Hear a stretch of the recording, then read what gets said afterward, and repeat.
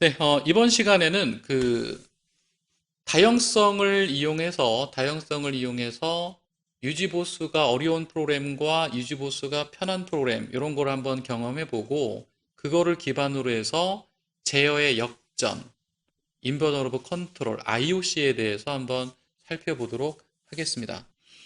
자, 먼저 그 간단하게 이제 프로젝트를 하나 만들어야 되는데요. 스프링 레거시 프로젝트라는 메뉴를 선택하시고요. 프로젝트 이름은 스프링 프로젝트, 그 다음에 템플릿은 스프링 MVC 프로젝트를 선택해 주세요. 그래서 프로젝트 이름은 스프링 프로젝트, 템플릿은 스프링 MVC 프로젝트. 자, 그리고 나서 넥스트 버튼을 누르면 프로젝트의 루트 패키지를 지정하게끔 되어 있는데 중요한 거는 이제 패키지 경로가 3개 이상은 지정이 돼야 됩니다. 그래서 저 같은 경우는 com.sams의 biz라고 할 거고요. 뭐 여러분 원하는 그런 패키지 경로를 적절하게 설정하시면 돼요. 3개 이상만 지정해 주시면 됩니다. 그래야만 요 밑에 그 피니시 버튼이 활성화가 돼요. 자, 피니시를 누르게 되면 이제 그 프로젝트가 스프링 MVC 템플릿의 프로젝트가 만들어지는데 요게 아마 시간이 좀 오래 걸릴 거예요. 왜냐면 스프링 라이브러리를 다운로드하는 시간이 필요하거든요. 저 같은 경우는 이미 다운로드를 해놨기 때문에 조금 빨리 진행이 된 거고요. 자, 메이븐 디펜던시스라고 하는 요거를 펼쳐보시면 다운로드된 라이브러리들의 목록과 이 라이브러리들이 물리적으로 어느 디렉토리에 다운로드가 되어 있는지도 확인해 보실 수가 있어요. 그래서 이게 다 마무리가 되면 프로젝트가 다 생성되고 나면 반드시 이 물리적 경로를 한번 따라서 라이브러리가 실제로 들어있는지를 확인해 보실 필요가 있을 것 같고요. 자, 그리고 혹시 여러분 프로젝트가 만들어졌는데 프로젝트에 빨간색 X가 뜨는 분 계시다면 프로젝트 오른쪽 마우스 클릭하고 메이븐에 업데이트 프로젝트를 한번 실행해 주시면 돼요. 그래서 지금 제가 이런 설명을 드리는 것은 아마 라이브러리 다운로드 하는데 시간이 좀 오래 걸릴 거기 때문에 그 시간에 지금 설명을 드리는 거예요. 아직 다운로드가 안 되신 분들은 화면을 잠깐 홀드해 놓고 좀 기다렸다가 하실 필요가 있고요. 자, 그래서 일단 MVC 템플릿, 스프링 MVC 템플릿으로 프로젝트를 생성했다는 게 중요하고, 그러면 라이브러리들이 자동으로 다운로드가 될 테고, 라이브러리 다운로드가 다 끝나면 프로젝트가 만들어지는데, 만약에 빨간색 X가 뜰 때, 메이븐에 업데이트 프로젝트를 실행하셔라. 자, 이거는 그 메이븐을 이용해서 여러분이 라이브러리를 다운로드 할 텐데요.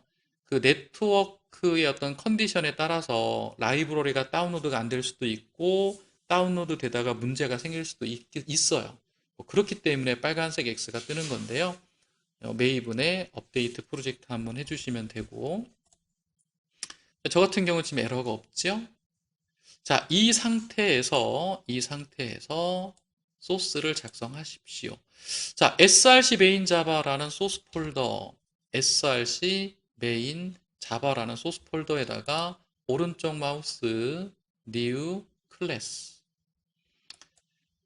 자, 패키지에다가 com.samz.biz.tv를 추가하시고 이름에는 삼성 TV. 물론 이제 패키지를 우리 교재랑 똑같이 하셔도 돼요. 똑같이 할까요, 그냥?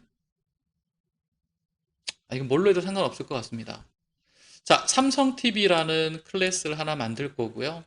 그리고 가급적이면 대소문자를 저랑 똑같이 해주시기 바랍니다.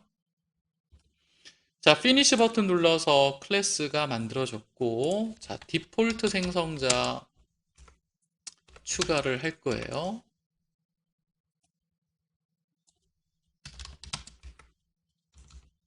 자, 그리고 이 생성자가 언제 호출되는지를 디폴트 생성자가 호출이 될 때 확인하도록 하고, 자, 그 다음에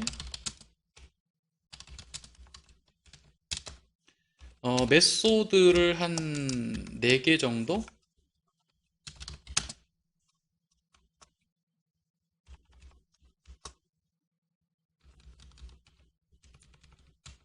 자, 4개 정도 등록을 합시다.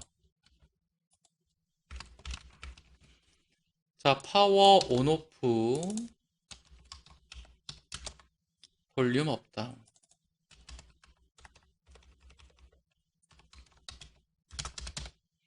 자, 파워 온오프는 당연히 이제 전원 관련한 메소드일 거고, 볼륨 업다운은 소리와 관련된 메소드겠죠. 자, 이렇게 삼성 TV 클래스를 만들었고요. 자, 동일한 패키지, 같은 패키지에다가 TV 유저라는 클래스도 만듭시다.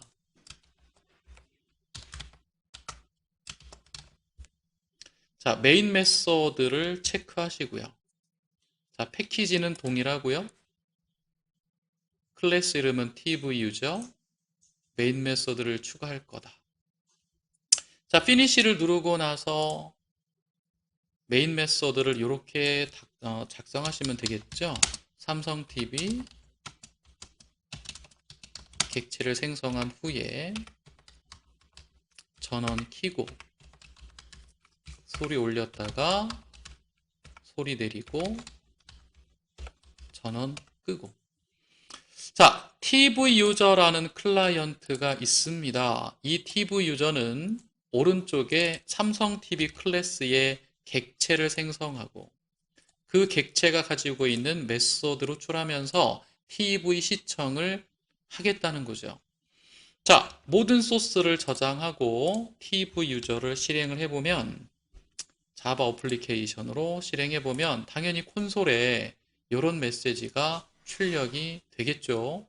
자, 아주 자연스러운 프로그램입니다. 이 코드를 이해 못하는 분은 없을 거라고 생각을 하고요. 자, 그런데 문제는 뭐냐면 이렇게 작성한 프로그램은 유지보수가 어렵다. 왜 유지보수가 어렵냐면 다형성을 적용하지 않아서 그런 거예요. 자, 삼성 TV 클래스를 선택하시고요. 삼성 TV .java를 선택을 하고 컨트롤 C, 컨트롤 V를 하면 이런 창이 뜹니다. 자, 이 상태에서 이름을 좀 바꿀게요. LG TV. 자, 삼성 TV를 복사해서 LG TV라는 파일을 만들겠다.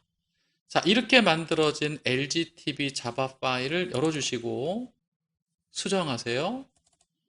일단 삼성 TV를 LG TV로. 자, 그 다음에 중요한 게 요건데 메소드 이름도 바꿉니다. turn on off, 사운드 업 다운. 자, 이럴 수 있지 않을까요? 자, 삼성 TV와 LG TV 두 개의 테레비가 있는데 회사가 달라요. 당연히 개발자도 다르겠죠. 삼성에 있는 개발자들은 파워 온오프, 볼륨 업다운 이런 식으로 메소드를 구성할 수가 있을 거고, 다른 회사의 개발자들, LG 개발자들은 턴 온오프, 사운드 업다운 이렇게 메소드를 만들 수 있는 거 아니겠어요? 자, 그러면 이 두 회사의 개발자들이 각각 자신의 회사의 어떤 방침대로 클래스를 만들었다고 가정하고, 자, 문제는 여기서 발생합니다. TV 유저라고 하는 클라이언트가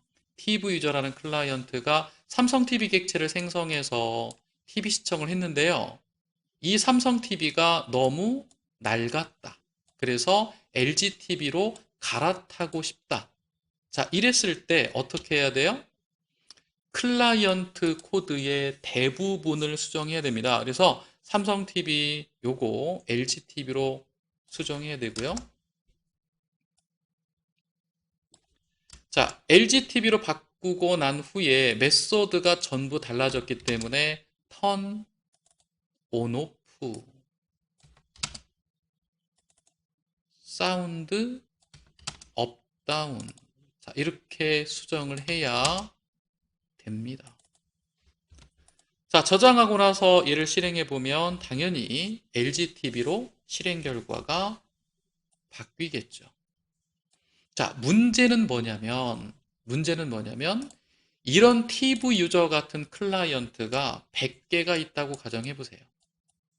100개의 클라이언트를 모두 찾아서 수정해야 되고 그 수정의 범위도 거의 대부분의 소스다. 그러면 유지 보수가 어렵겠죠. 그렇죠? 자, 테레비를 바꾸겠다라고 할 때 테레비 성능이 떨어져서 테레비를 다른 테레비로 변경한다고 할 때 엄청나게 많은 소스들을 수정해야 된다면 성능이 약간 떨어져도 그냥 기존의 테레비를 계속 사용할 수도 있다는 얘기예요. 자, 여러분 유지보수가 편한 시스템이 시장에서 오래 살아남습니다. 그럼 유지보수가 편하려면 뭐가 보장이 돼야 돼요? 소스 수정을 최소화하거나 가장 좋은 거는 아예 소스를 수정하지 않고도 기능을 교체하거나 클래스를 바꿀 수 있어야 되겠죠. 그게 유지보수가 편한 시스템이겠죠. 지금 여러분이 가지고 있는 이 시스템은 다형성, 폴리모피즘을 적용하지 않았기 때문에 유지보수가 어려울 수밖에 없다. 자, 여러분 이 상태에서 다시 이 TV 유저가 LG TV가 아닌 삼성 테레비를 시청하게끔 하려면 다시 한번 이 클라이언트 소스를 전부 뜯어 고쳐야 실행 결과가 LG에서 삼성으로 바뀔 수가 있다. 자, 지금부터 이 프로그램을 유지보수가 편한 형태로 한번 바꿔볼까 합니다.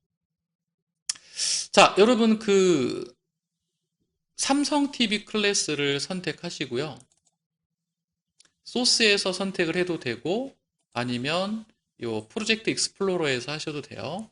자, 삼성 TV 선택하시고 Alt Shift T 단축키를 누르면 익스트랙 인터페이스라는 거를 사용할 수가 있어요.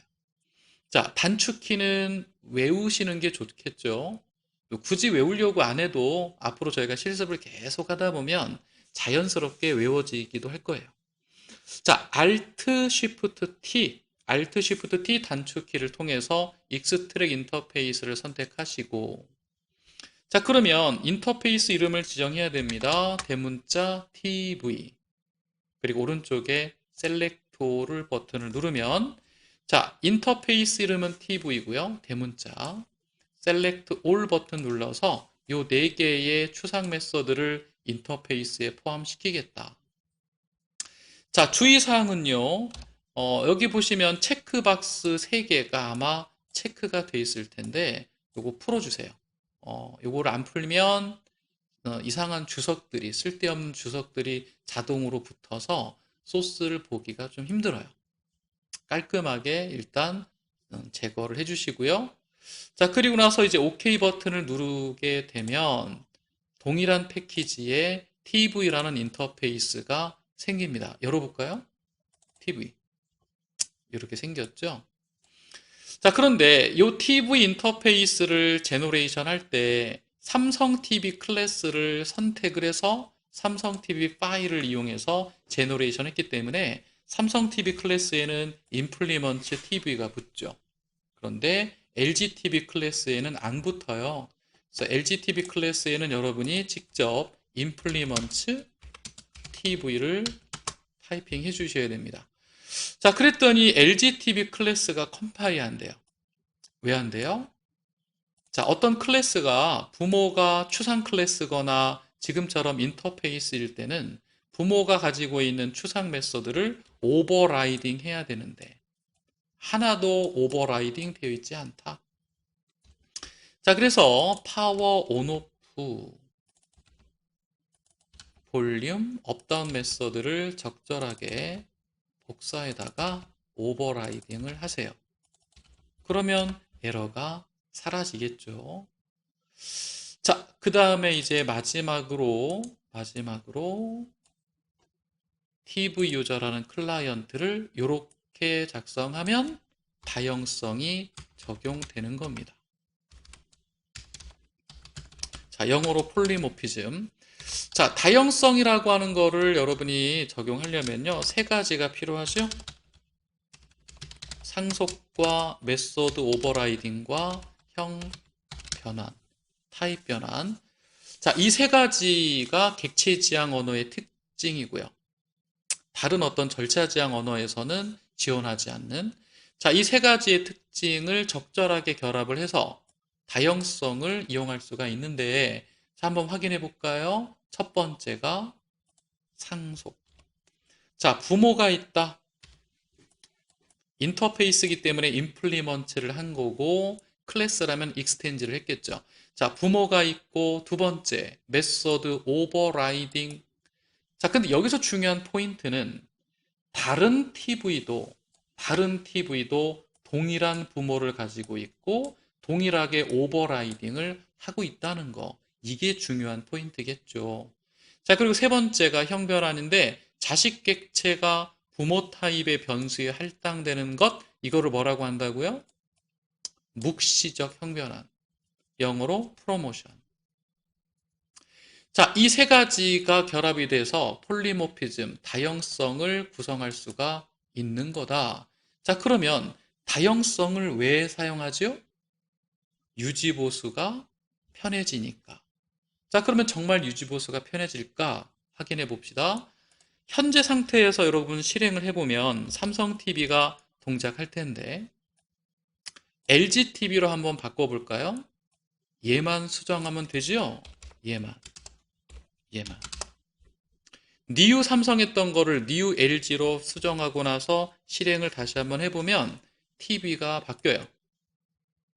이거 한 줄만 수정했는데, 이게 다형성의 힘입니다.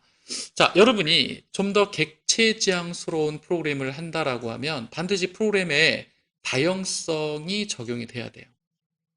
객체지향스럽다라는 것은 유지보수가 편한, 다형성을 기반으로 한 유지보수가 편한 그런 프로그램을 객체지향스럽다라고 이야기하거든요. 자, 그래서 우리는 이번 그 실습을 통해서 유지보수가 어려운, 즉 다형성이 적용되지 않은 그런 프로그램을 유지보수가 편한, 다시 말하면 소스 수정을 최소로 하면서 기능을 교체할 수 있는 다형성 기반의 프로그램으로 변경해 봤고요. 자, 다음 시간에는 뭘 할 거냐면, 다음 시간에는 여기다가 디자인 패턴을 결합해서, 지금 여러분 잘 보시면 다형성을 내가 아무리 적용했다 하더라도 소스 수정의 범위가 정냐, 맞냐, 이 차이밖에 없지, 아예 클라이언트를 수정하지 않는 건 아니잖아요. 무조건 클라이언트를 수정은 하기는 하는데, 소스 수정을 이만큼을 할 것이냐, 요거 한 줄만 할 것이냐, 그 차이밖에 없다고요. 만약에 클라이언트가 100개다라고 했을 때 100개의 클라이언트를 모두 열어서 모두 수정하는 거는 똑같다는 얘기예요. 수정 범위가 넓냐 좁냐 그 차이밖에 없는 거니까. 자, 그러면 여기서 이제 좀 더 유지보수가 편해지려면 아예 그냥 클라이언트를 수정하지 않고도 테레비를 바꿔치기 할 수 있으면 되는 거 아니겠어요? 그게 된다고요. 그래서 다음 시간에는 디자인 패턴을 적용해서 유지보수의 어떤 편의성을 좀 더 높여보고, 거기다가 이제 스프링 컨테이너라는 개념을 이용해서 스프링 컨테이너를 도입을 해서 스프링을 이용하면 또 뭐가 더 좋아지는지 그런 부분을 확인해 보도록 하겠습니다. 네, 수고하셨습니다.